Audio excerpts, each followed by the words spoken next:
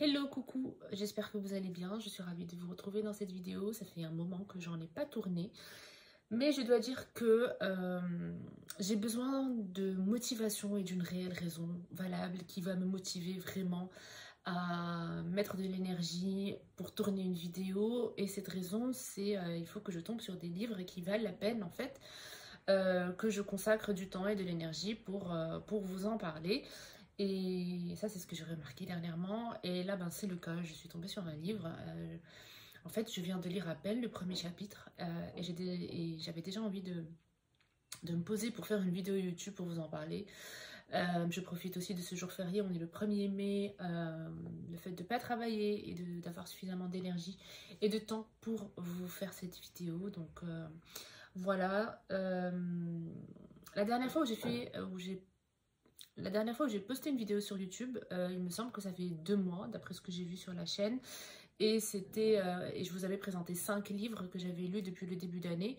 J'en ai lu 14 depuis, donc ça va faire pas mal de livres que je vous présenterai dans cette vidéo-là.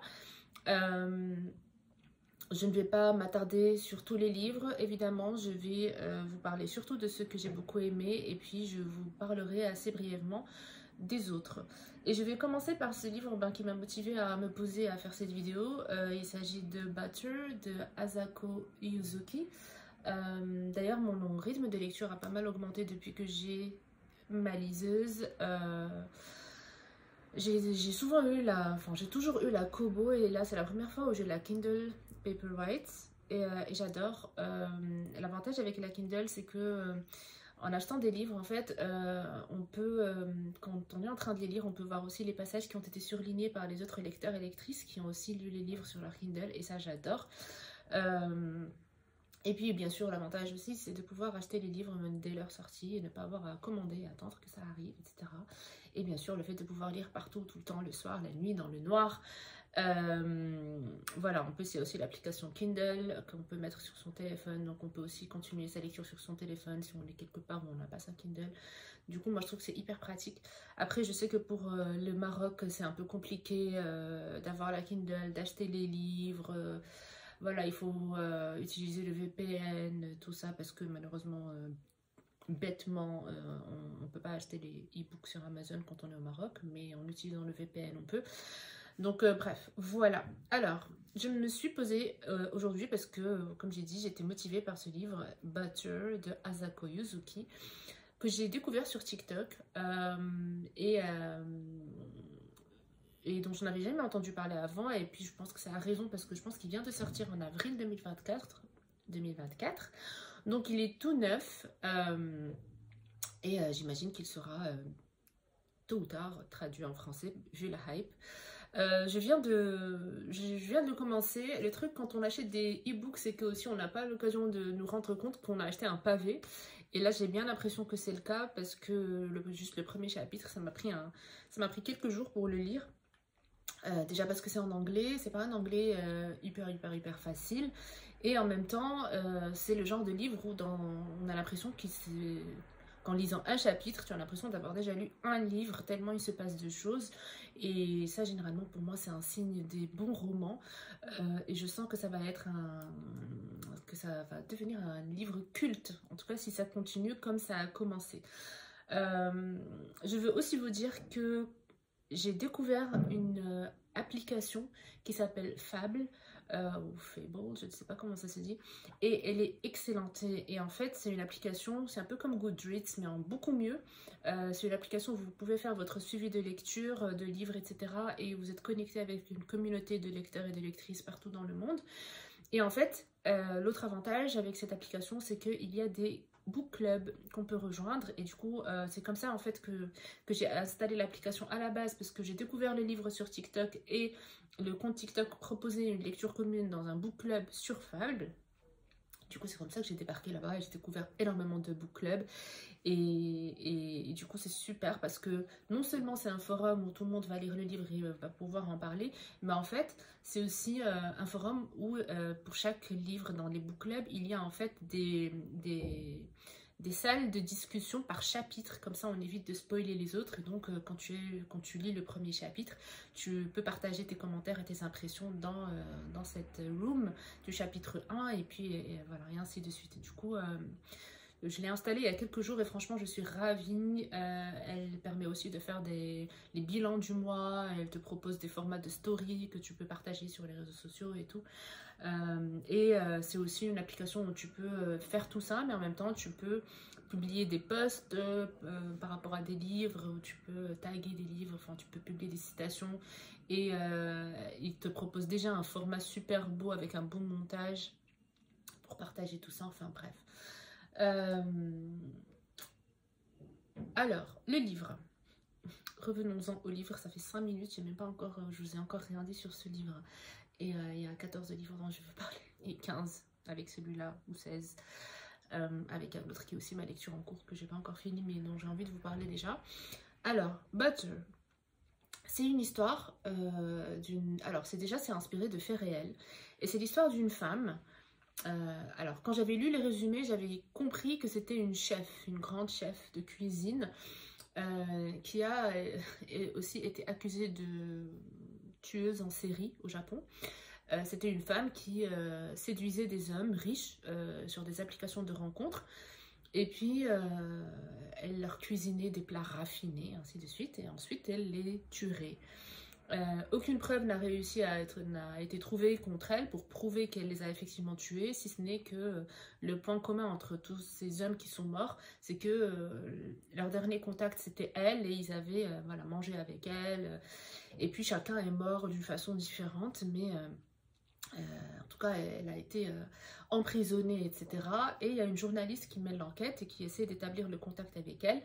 Et cette présumée tueuse en série refuse de rencontrer tous les journalistes. Et sauf celle-là qui a réussi à établir le contact parce qu'elle lui a écrit une lettre, elle lui a dit qu'elle voulait avoir plus d'informations sur une recette. Sur une recette dont avait parlé cette fameuse femme dans un blog qu'elle avait où elle partageait ses recettes. Donc voilà. C'est un petit peu le synopsis. Et là, comme je disais, j'ai lu le premier chapitre et j'aime beaucoup. Et j'ai vu que pour lire le livre, le temps estimé, c'est genre 15 heures ou 16 heures de lecture. Donc ça confirme que c'est un pavé. Voilà, donc ça c'était par rapport au premier livre. Et pour que cette vidéo ne dure pas 50 minutes. Le deuxième livre que je suis en train de lire et qui sera une de mes lectures les plus importantes de cette année. Et c'est Here and Now de Ram Dass. Ram Dass, c'est un homme que j'ai découvert pour la première fois sur Netflix. Il y a un documentaire sur lui. C'est un Américain qui avait... en fait, ce documentaire déjà sur Netflix, je l'ai regardé énormément de fois. Et depuis, j'avais envie de lire ses livres. Et quand j'ai eu la Kindle, je me suis dit, allez, c'est l'occasion de pouvoir enfin les lire. Et celui-là, c'est le premier que je lis. Et c'est une sorte de Bible spirituelle pour toutes les personnes qui souhaitent se développer au-delà du physique, au-delà du mode de survie, qui veulent vivre au lieu de survivre, qui veulent exploiter leur potentiel, le réel potentiel d'être humain, parce que notre potentiel n'est pas juste de manger, dormir et procréer et accumuler des choses, mais on a un autre potentiel, heureusement. Et du coup, Ram Dass, c'est un Américain qui avait fait Harvard, je crois, qui avait fait une bonne carrière, qui gagnait beaucoup d'argent dans les années, je sais pas, 50. Et puis qui cherchait toujours, il sentait que c'était pas ça, que voilà, il y avait autre chose, que tout ça n'avait pas trop de sens. Il était devenu prof, aussi professeur, et même ça, il trouvait que ça faisait pas trop sens, qu'il soit juste là à transmettre aux gens des choses que lui-même a lues dans des livres, et puis après ils vont passer des examens où ils vont devoir juste remettre sur papier le savoir que lui leur a donné. Enfin, Et après, il est parti en Inde. Bon, déjà avant l'Inde, il avait fait des expériences de drogue, enfin LSD, champignons, tout ça, qui lui ont permis d'avoir certaines expériences, voilà, au-delà du physique, des expériences où il a pu faire usage d'un autre niveau de perception, voilà, découvrir d'autres dimensions et ainsi de suite. Mais malgré tout, tout ça n'était pas suffisant parce que ça durait juste le temps où il consommait ces substances et il voulait, enfin, il avait compris que c'était pas ça, quoi. Voilà, il y a plus et il voudrait surtout atteindre cet état d'extase de façon permanente et pas uniquement et sans dépendre d'une substance externe. Du coup, après, bon, il a voyagé en Inde et là, il a rencontré un gourou et c'est là où son cheminement spirituel s'est beaucoup accéléré. Sadhguru aussi parle de Ramdas et il dit qu'il y a clairement a certain dimension qui est descendu en lui. C'est pour dire que voilà, c'est clairement un être qui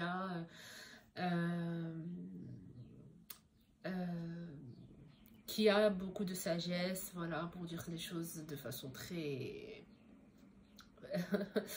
très superficielle. Mais voilà, en tout cas, Here and Now, c'est un livre que j'aime beaucoup. Je pense que le livre papier est beaucoup plus beau et mieux parce que c'est une édition avec beaucoup d'illustrations.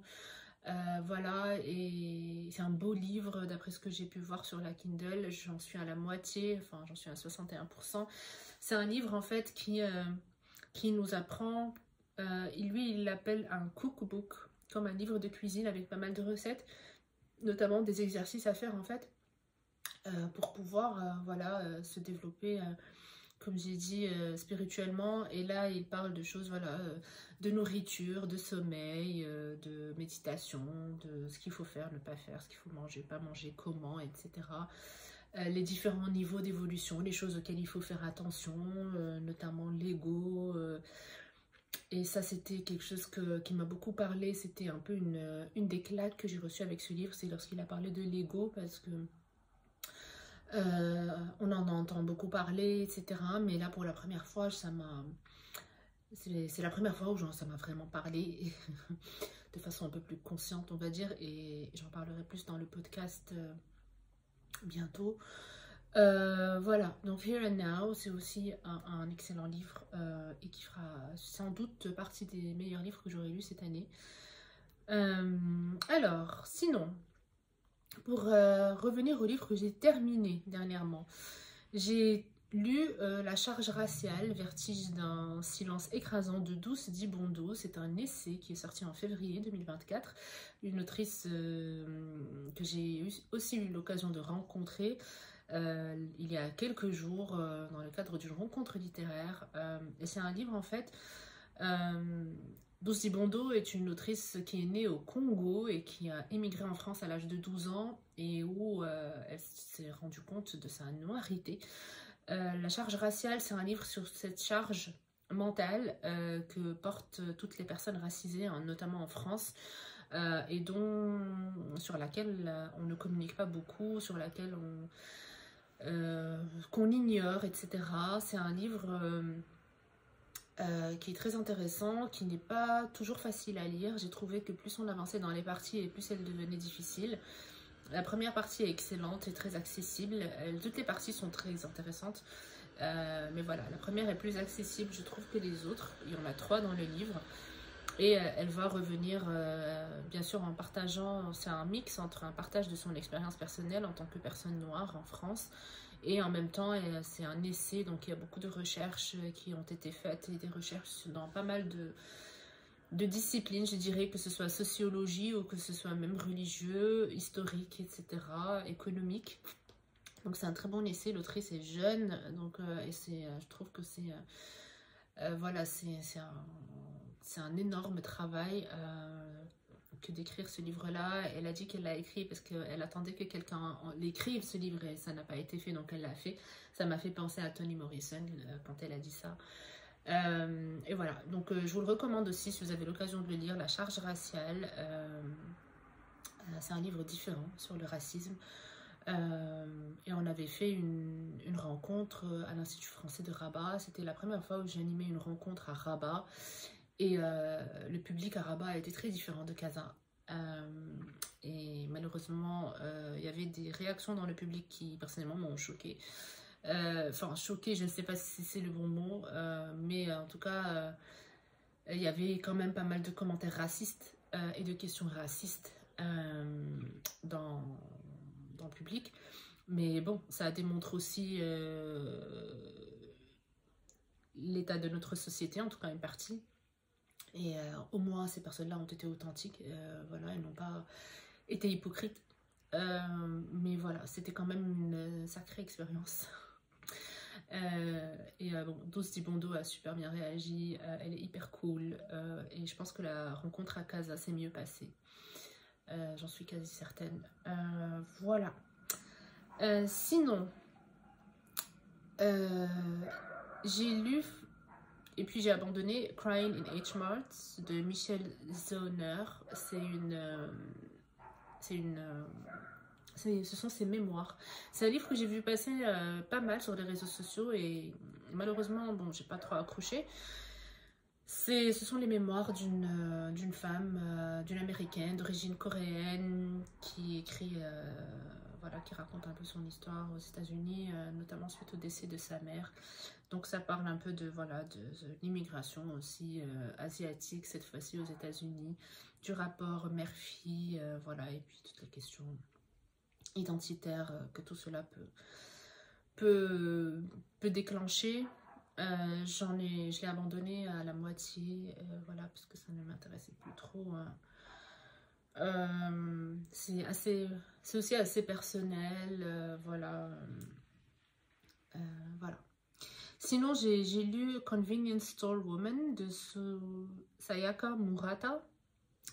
C'est aussi une autrice japonaise. Lui, il a été traduit en français. C'est un livre qui se lit très rapidement, qui se lit en 2 heures, quelque chose comme ça. C'est l'histoire d'une femme, c'est un roman. C'est l'histoire d'une femme qui a 36 ans, qui travaille dans un supermarché et qui a toujours travaillé dans un supermarché, qui n'est pas mariée et qui est un peu ce point d'interrogation dans la société japonaise, qui ne comprend pas pourquoi une femme de 36 ans n'est toujours pas mariée, n'a pas d'enfant, pourquoi elle travaille à mi-temps dans un supermarché, pourquoi elle n'a pas soit elle doit avoir un vrai travail à temps plein, soit elle doit avoir un mari et des enfants, et donc elle... Et en fait, je suis super agréablement surprise de découvrir des idées féministes dans tous les romans que j'ai lus dernièrement, d'ailleurs. Que ce soit dans Butter de Asako Yuzuki, que ce soit dans celui-là de Sayaka Murata, sachant que le Japon n'est pas le pays le plus féministe au monde, donc je trouve ça génial et je trouve que c'est une réelle victoire en fait et une réelle avancée dans l'égalité genre, entre les genres et entre les hommes et les femmes notamment, et le fait de découvrir ces idées féministes qui sont là maintenant dans les romans et dans la littérature contemporaine, comme des idées voilà, très courantes, exactement comme dans les classiques, c'était très courant de croiser des idées hyper sexistes et patriarcales sans que cela choque. Et bien maintenant, on rencontre et on croise des idées hyper féministes de façon très courante et naturelle, sans que cela choque, et j'adore. Voilà. Donc, Convenience Store Woman, c'est l'histoire de cette femme. Et voilà, c'est aussi une femme qui est différente, qui était différente quand elle était enfant. On soupçonne une sorte d'autisme ou quelque chose comme ça. Et du coup, son regard sur le monde, il est super intéressant parce qu'il est simple, en même temps drôle, en même temps différent, voilà, de la perception des autres êtres humains, je dirais, et aussi avec une certaine innocence. Voilà, parce qu'il y a très peu d'interprétation, c'est voir le monde tel qu'il est, le commenter tel qu'il est, voilà, et ce qui est normal et conventionnel pour les autres ne l'est pas pour elle, et ce qui rend son regard sur le monde riche et intéressant. Voilà, donc Convenience Store Woman, j'ai bien aimé. Dernièrement, j'ai aussi lu Désenchantée de Marie Vareille, et là aussi il y avait des idées féministes et c'était cool. Marie Varey est aussi une youtubeuse, une booktubeuse que j'adorais regarder sur YouTube et j'avais jamais lu ses livres. Elle a sorti pas mal de romans et là je crois que je l'ai vu voilà, sur Instagram dernièrement et puis je me suis dit allez vas-y je vais lire un de ses livres et j'ai pris celui-là un peu par hasard. Et j'ai beaucoup aimé, j'ai bien aimé, ça se lit rapidement, c'est divertissant, c'est agréable. Désenchanté, c'est une histoire d'amitié, de sororité aussi, de secret. C'est une histoire d'amitié entre des adolescentes qui vont grandir et puis devenir femmes adultes. Certaines vont faire carrière, voilà, elles vont devenir mères et ainsi de suite. Et en fait, c'est aussi une histoire d'enquête parce que l'une d'elles... Désenchantée, c'est aussi l'histoire d'un gang de filles qui étaient amies au collège, lycée, etc. Et puis il y en a une d'entre elles qui va disparaître. Sa disparition est restée un peu mystérieuse. Et puis quelques années plus tard, plus de 20 ans plus tard, il y a une enquête qui va être réouverte par l'une d'entre elles qui est devenue journaliste et qui va devoir aller chercher exactement ce qui s'est passé 20 ans plus tôt, en quelque sorte, à peu près. Et voilà, et du coup, c'est un retour dans les années 90, parce qu'elles étaient ados dans les années 90. Et voilà, c'est une histoire d'amitié. Et avec une enquête en plus. Le premier livre que j'ai lu sur la Kindle, c'est un livre que j'ai acheté par hasard juste pour voir si ça allait marcher. L'achat de livres sur la Kindle et ça a marché et c'était Les secrets de la famille Baker de Manon Charlotte et c'était une superbe lecture et après j'ai été super surprise de découvrir que c'est un livre qui était auto-édité. C'est rare quand même que je lise des livres auto-édités et c'est surtout rare que ça me plaise autant mais aussi si je l'avais lu c'est parce que j'avais vu qu'il était super bien classé, super bien noté, il y avait des milliers de reviews sur Amazon et tout. Du coup, je l'ai acheté et du coup, je ne m'étais pas du tout douté que ça allait être un livre auto-édité. Ce qui m'a aussi étonnée, c'est que l'autrice, elle a sorti 2 autres livres ensuite. Ils ont aussi été auto-édités. Du coup, je me suis demandé comment ça se fait qu'aucune maison d'édition n'ait décidé de la publier. Mais après, je me suis dit que peut-être c'était son choix, je sais pas. Mais en tout cas, Les secrets de la famille Baker, c'est aussi une histoire, c'est aussi une sorte de polar avec une enquête policière. Où on va revenir sur l'histoire d'un enfant également qui a été tué cette fois-ci il y a plusieurs années et où une personne a été arrêtée, accusée de son meurtre. Mais quelques années plus tard, on se rend compte que en fait, c'était pas le meurtrier. Et donc, il y a une enquête qui va devoir être réouverte pour aller chercher qui a fait ça. Et c'est aussi une histoire de secret de famille parce que c'est l'enfant d'une famille qui a beaucoup de pouvoir, riche et ainsi de suite. Voilà. Je vous en dis pas plus, c'était super addictif. Je l'ai lu en 2 jours, alors que je crois qu'il fait 300 pages, quelque chose comme ça. Mais voilà, on ne peut pas s'arrêter de le lire. Et c'était une super lecture, j'ai bien aimé. Je pourrais lire d'autres livres de l'autrice à l'occasion. Après, quand j'aurai envie d'un polar, je crois, et d'une lecture rapide. J'en ai pas acheté tout de suite après d'autres d'elle, même si j'ai aimé celui-là, parce que j'avais peur qu'ils se ressemblent en fait. Et que ce soit, voilà, que j'ai l'impression que ce soit répétitif. J'ai aussi lu et malheureusement abandonné, alors que c'était un excellent livre et super bien écrit. J'ai lu Sage Femme de Marie Richeux. Marie Richeux qui est autrice donc et qui est aussi la réalisatrice du podcast Book Club sur France Culture. C'est un super podcast que j'ai écouté tous les jours pendant 1 mois, je crois, au cours du mois de février ou mars.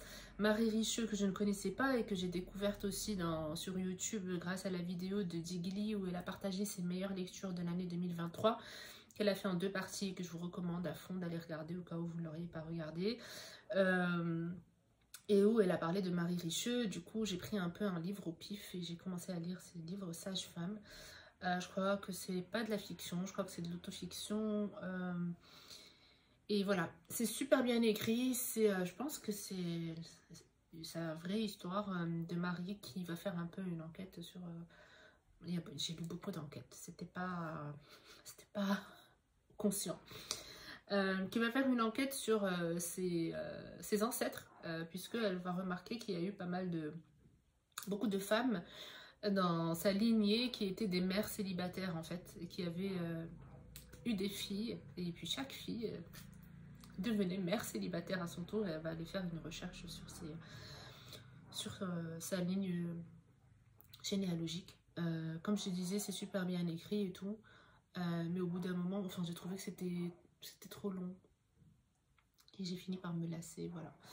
Un autre grand et gros manga que j'ai lu le tome 1 et puis je me suis arrêtée. J'ai pas eu le courage de lire les 4 tomes. Ça s'appelle La vie de Bouddha, intégral, volume 1 de Osamu Tezuka. Et voilà, c'est l'histoire de Bouddha que je ne connais pas.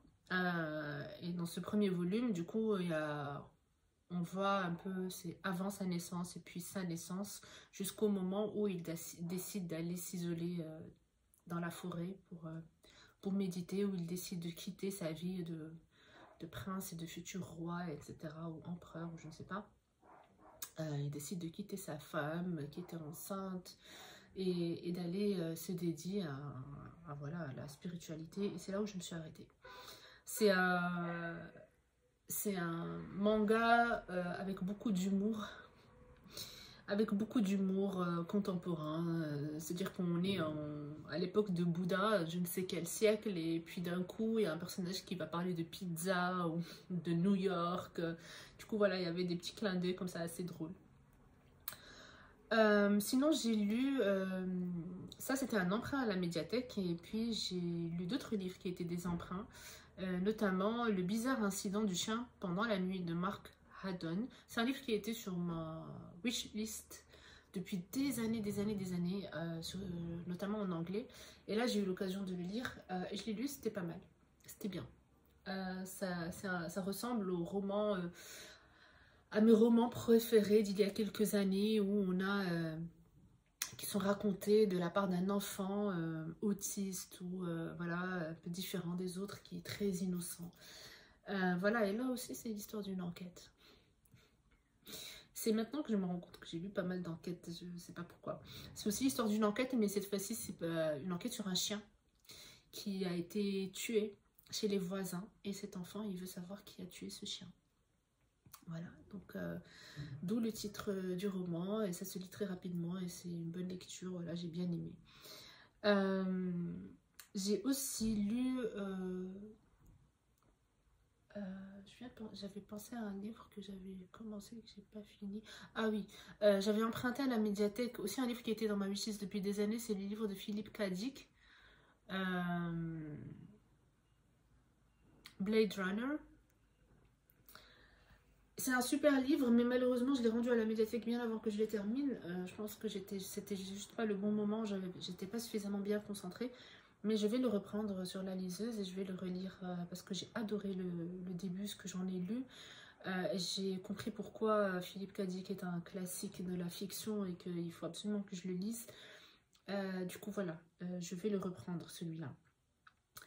À la médiathèque, j'avais aussi emprunté Le problème avec les femmes de Jackie Fleming, c'était trop drôle. C'est un livre illustré avec des images et c'est trop drôle. C'est un livre satirique qui présente différentes situations en fait, voilà, patriarcales, et c'est à mourir de rire. Voilà, c'est à mourir de rire. Genre, on va parler des femmes qui sont absentes de l'histoire. Et puis, on va dire oui, mais bien sûr, parce que, voilà, en fait, ça reprend toutes ces idées farfelues qui existaient avant, et dont les hommes se servaient pour justifier l'exclusion des femmes voilà, des différents milieux littéraires, scientifiques, etc. Et qui justifient pourquoi elles devaient rester à la maison, juste procréer, s'occuper des enfants. Et des idées de l'époque qui disaient aussi que voilà, les femmes, elles sont bêtes, elles sont pas intelligentes. Et donc l'autrice, elle reprend un peu toutes ces idées avec énormément d'humour et qui représente, enfin qui rappelle un peu toutes ces raisonnements pas du tout raisonnables de l'époque qui venaient justifier voilà, cet état absurde des choses, c'était trop drôle. Sinon, j'ai aussi lu, et puis après, je pense que j'ai bâclé la fin, c'était Politiser le bien-être de Camille Test. Elle est aussi prof de yoga, ça je m'en rappelle. Je pense qu'elle est aussi coach. Et en tout cas, elle revient sur cette... Ah, je me rappelle maintenant. Elle revient sur cette idée de bien-être dont on parle beaucoup maintenant dans la société et qu'on met beaucoup en avant, mais qui est aussi politique, dans le sens où on parle de bien-être, où on pose toute la responsabilité sur l'individu, et pas du tout sur le système où on vit, et pas du tout sur la société. C'est-à-dire que aujourd'hui on évolue dans un environnement souvent malsain, toxique, etc., avec toutes les exigences de la société, toutes les exigences des milieux professionnels, les burn-out, la course derrière l'argent, voilà, le capitalisme dans lequel on vit. Enfin, il y a tout ça qui fait que aujourd'hui on va mal. Et puis c'est comme si, en fait, son idée, c'est que comme si on fait fi de tout ça et on regarde pas tout ça, et on dit juste aux gens, voilà, il faut vous concentrer maintenant sur votre bien-être, et donc pour que tu ailles bien, tu devrais faire du yoga, tu devrais faire du sport, tu devrais manger sain, marcher, etc. Alors que on n'attaque pas l'origine du problème. Alors que si on va mal, c'est d'abord parce que il y a tout un environnement en fait et d'autres facteurs qui font qu'on va mal, et qui sont des décisions politiques, et qui sont des... Voilà, c'est un environnement politique qui permet aussi tout ça, mais qu'on refuse de regarder, et on met la responsabilité plutôt sur les individus en leur disant, voilà, vous êtes votre priorité, il faut que tu sois le principal caractère, principal personnage de ta vie, toutes ces choses qu'on voit sur TikTok, sur les réseaux sociaux, dans les podcasts, etc. Et alors que si je vais mal, c'est d'abord, voilà, parce que il y a certaines décisions qui sont prises et auxquelles je dois me plier aussi, et auquel il est difficile de résister, et qui font que je vais mal, en fait. Voilà, donc c'était un peu ça son idée principale, qui est lumineuse, et où elle donne certaines pistes pour essayer de contrer tout ça, et essayer de se révolter un petit peu contre ça, voilà. Donc c'était ça un peu le livre. Je ne me rappelle plus pourquoi à la fin j'ai zappé les dernières pages, mais je sais que je les ai zappées. Soit parce que j'ai trouvé long, soit parce que je me suis ennuyée, soit parce que j'ai trouvé peut-être des passages difficiles, je ne me rappelle plus, ça remonte à quelques mois. Mais voilà.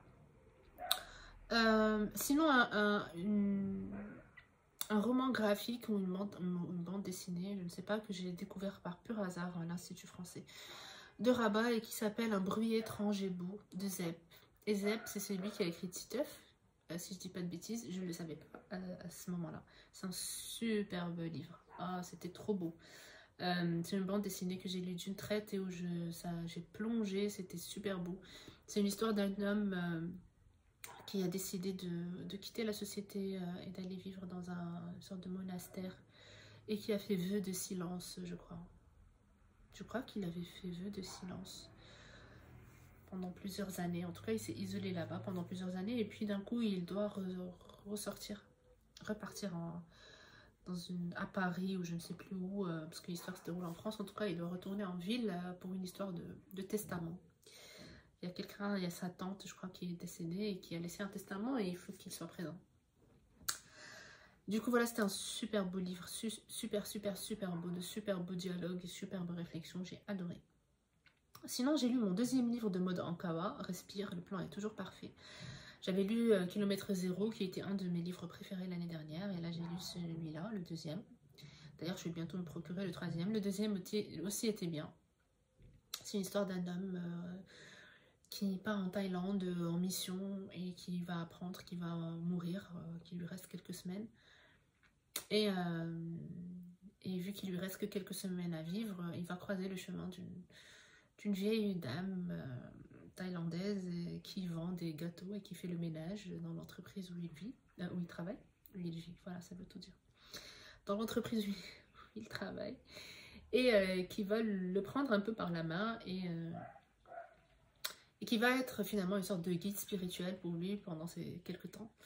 Et où il va découvrir énormément de choses, il va faire beaucoup de travail sur lui, il va résoudre beaucoup de choses, il va dénouer beaucoup de choses. Il va soigner, régler, résoudre pas mal de choses avec lui-même.